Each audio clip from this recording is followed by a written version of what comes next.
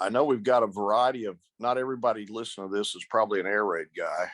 And I'll be happy to, at the end, if y'all want to ask questions or whatever, I'll be happy to drop anything you want to know about. But what I thought I'd talk about tonight is more about selecting personnel. And I think that's something that gets overlooked quite a bit in our business. No matter whether you're coaching in high school or college or the pros or any of that, I think the better topic, the better title for this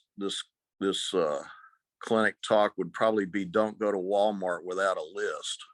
And I don't know if you've ever been hamstrung like that, but I have a couple of times. And you walk in that place, it's massive, and they've got everything. And you maybe went in there to get one item, and you end up at the checkout counter with half a dozen things that you didn't even want. And I think in recruiting, and particularly in college, coaches do that a lot. And they get enamored by the stars at the end of a guy's name.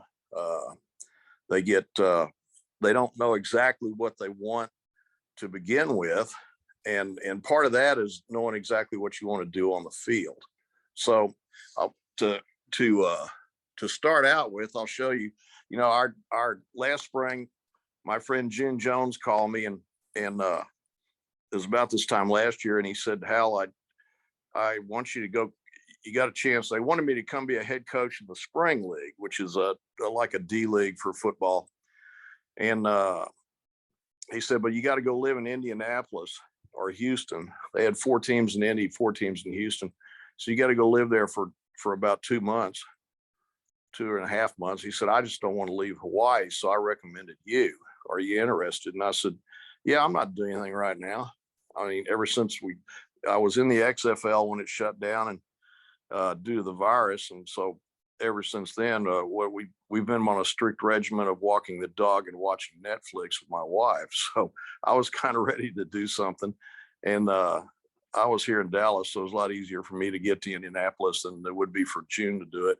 And I was really honored and privileged that he asked me to fill in for him. But we had an expansion team. They had this league, like everything in our business, everything got messed up by COVID. And we had D2 schools playing in the spring, playing their fall schedule in the spring. We had the spring league playing its spring schedule in the fall of 2020.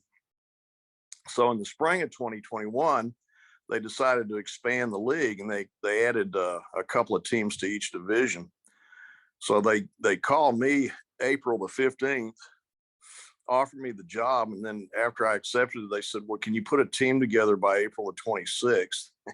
And so I said, "Well, I can try." And I know what we're shopping for. I know what we want to do. So we had a staff already, some guys I'd coached with in the XFL and a couple other places. And we knew what we wanted. And so then it was a matter of, okay, how do you pick these players?